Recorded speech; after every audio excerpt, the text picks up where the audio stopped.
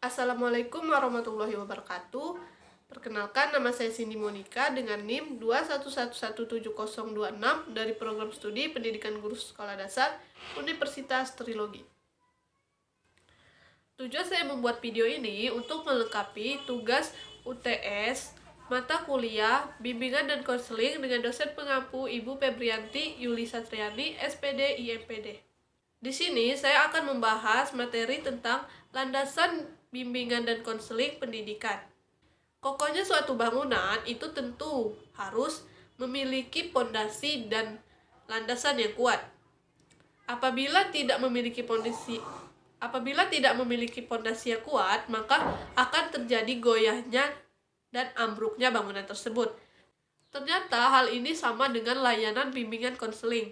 Apabila layanan bimbingan konseling tidak memiliki landasan yang kuat, maka bisa terjadi kehancuran dan konseling.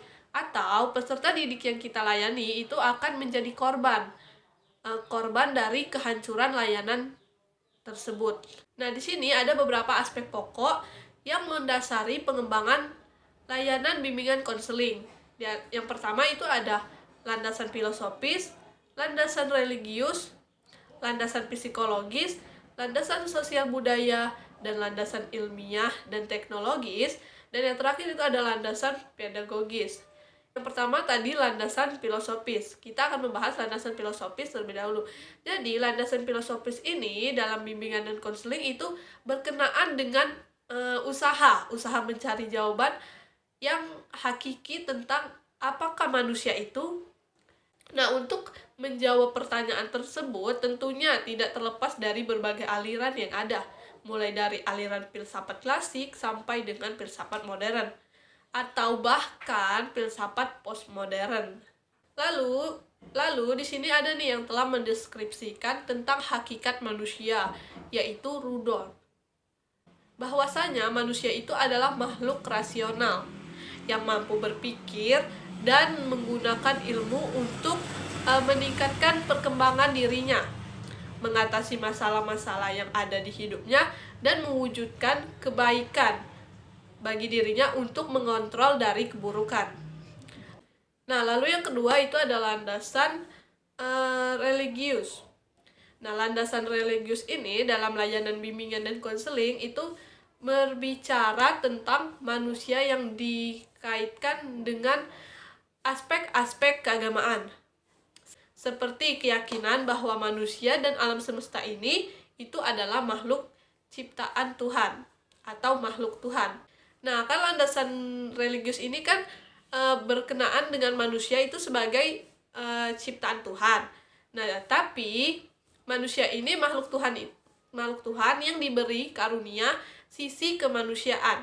Karena itu perlu adanya bimbingan untuk mengarahkan sisi kemanusiaan itu ke arah yang lebih positif.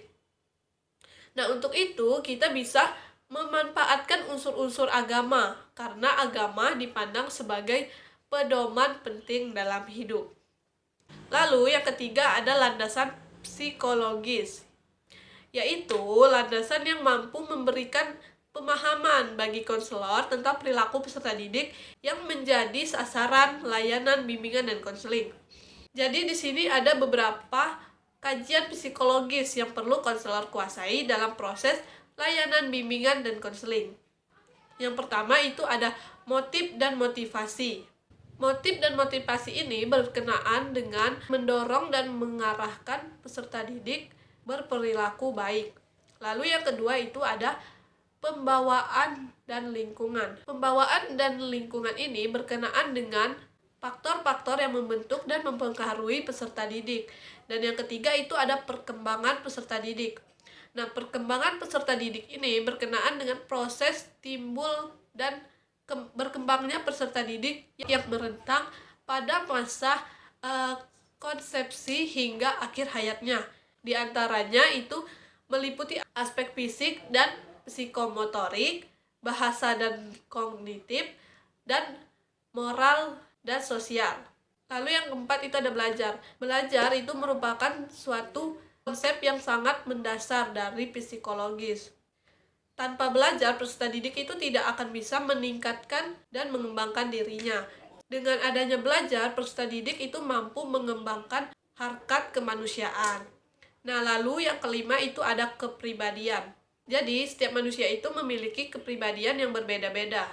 Nah, kita sebagai konselor itu pastinya sangat perlu untuk memahami kepribadian peserta didik kita. Nah, adapun di sini Samsudin mengemukakan tentang aspek-aspek kepribadian. Di antaranya itu ada karakter, temperamen, lalu sikap, stabilitas, dan responsibilitas. Lalu yang keempat itu ada landasan sosial budaya.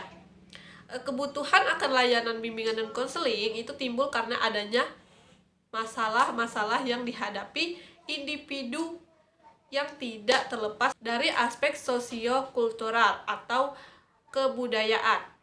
Nah, landasan sosial budaya ini itu menunjukkan pentingnya gambaran aspek-aspek sosial budaya yang mewarnai kehidupan peserta didik. Jadi, selain faktor pembawaan, aspek sosial budaya inilah yang membantu peserta didik. Lalu yang kelima itu ada landasan ilmiah dan teknologis. Nah, landasan ilmiah dan teknologis ini membicarakan tentang sifat-sifat keilmuan bimbingan dan konseling. Jadi, bimbingan dan konseling ini sebagai ilmu yang multiferensial, menerima sumbangan dari ilmuwan-ilmuwan lain dan teknologi. MC Daniel mengemukakan dengan adanya landasan ilmiah dan teknologi ini konselor itu berperan pula sebagai ilmuwan. Dengan maksud konselor itu harus mampu mengembangkan pengetahuan dan teori tentang bimbingan dan konseling, baik berdasarkan hasil pemikiran sendiri maupun berbagai bentuk penelitian. Lalu yang terakhir itu ada landasan pedagogis.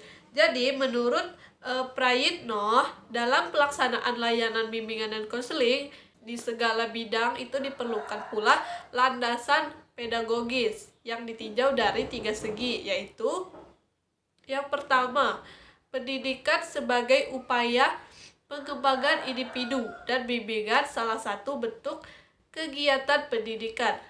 Lalu yang kedua itu ada pendidikan sebagai inti proses bimbingan dan konseling.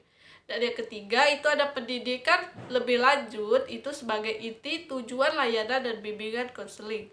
Jadi, bahwasanya bimbingan itu merupakan salah satu bagian dari pendidikan yang amat penting dalam upaya untuk memberikan bantuan atau motivasi agar peserta didik itu dapat mencapai tujuan pendidikan yang diharapkan.